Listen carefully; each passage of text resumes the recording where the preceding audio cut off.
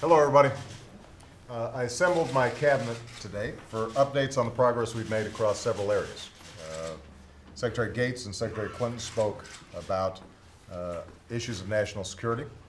Peter Orszag had some discussion of our upcoming budget, and I updated the cabinet on the progress that we're making on the health insurance reform legislation that's moving its way now through the Senate, and reiterated the urgent need for us to get to the finish line and provide relief, both in terms of costs and the quality of coverage that Americans are getting in their health care. The primary focus of our discussion today, though, had to do with the same thing that Americans sitting across kitchen tables all across the country are focused on, and that is jobs and the economy. If you look back at where we've been, in the first several months of my administration, because of the steps taken by people like Secretary Geithner and the rest of our economic team, we were able to stabilize the financial system and ensure that the economy didn't slip back into a depression. And we take this for granted now, but it is something that I think all the members of the cabinet who participated are extremely proud of.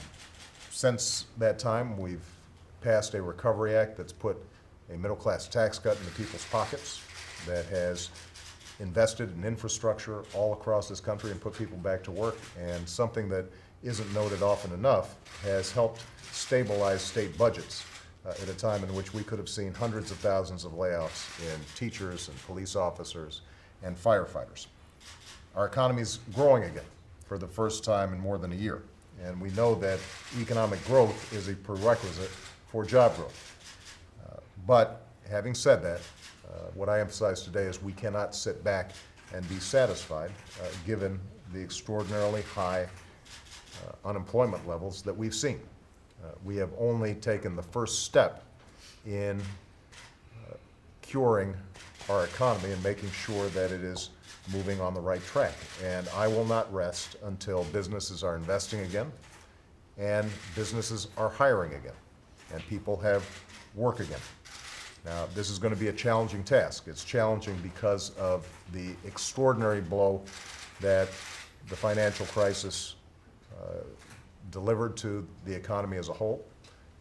It is particularly difficult because both the financial sector and the housing sector were the biggest drivers of economic growth prior to the financial crisis, and so the severity of their pullback means that things are moving slower than we would like them to move. One of the ironies that we have right now is that businesses across sectors are making profits again, but their primary way of making profit has been to cut costs as opposed to seeing increased demand. And unfortunately, the huge rise in productivity, which is normally a good thing, in this circumstance means that they have learned to produce the same amount of goods with fewer people. All these present some significant challenges in terms of us creating more jobs in this economy. But having said that, something that our economic team emphasized is that there are core strengths to the American economy that will put us in good stead over the long term. Having gone through this very wrenching adjustment, we continue to have the best universities in the world, the best innovation and technologies in the world. We continue to have some of the best workers in the world and most productive workers in the world. And we have the kind of dynamism and entrepreneurship in our economies that's going to serve us well in the long term. The key is to bridge where we are now to that more prosperous future. And so a lot of the discussion in a whole range of different sectors was how do we move that job agendas forward? For example, in the export area, I just came back from a trip to Asia in which one of my highest priorities was discussing how we can increase exports into that region. If we could just increase our exports by 5% into that region, that would mean hundreds of thousands of well-paying jobs. And there's no reason that we can't do it. In fact, it turns out that they want our products and they want our technology, but partly because of regulatory restrictions, partly because of currency issues, partly because We just haven't been as aggressive as we need to be. We haven't gotten there.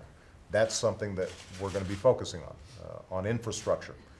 Although some of the payout extends beyond just a couple of years, us investing now in revamping our existing infrastructure and then starting to lay the foundation for things like high-speed rail can make all the difference in the world. And in green technology, we are seeing some terrific ideas that could immediately put people back to work and save consumers money and help with the climate crisis that we have in place. So, as many of you know, we're going to be having a job summit on December 3rd. Part of the task of this cabinet was to generate good ideas in anticipation of that job summit. We are going to be bringing together people from all across the country, business, labor, academics, non-for-profits, entrepreneurs, small and large businesses, to explore how we can jumpstart the hiring that typically lags behind economic growth, but we don't want to wait. We want to see if we can accelerate it. And I'm confident that we're going to be able to do it because I've got as good of a cabinet as I think any president has ever had. Let me just close by saying this. This is a week to give thanks, and I advised this hard-working cabinet to get a little bit of rest this week, particularly people who've been traveling around the globe day in, day out and don't know what time zone they're in. But I think it's also a time to remember that this has been a very difficult year, and a lot of people out there are having a very, very tough time. And I indicated to my cabinet that as hard as they're working and as difficult as the political environment can be sometimes, we are extraordinarily blessed to be in a position where we can make a potential difference in the lives of millions of people. We need to take advantage of that opportunity and redouble our efforts in the months and years to come. Thank you very much, everybody.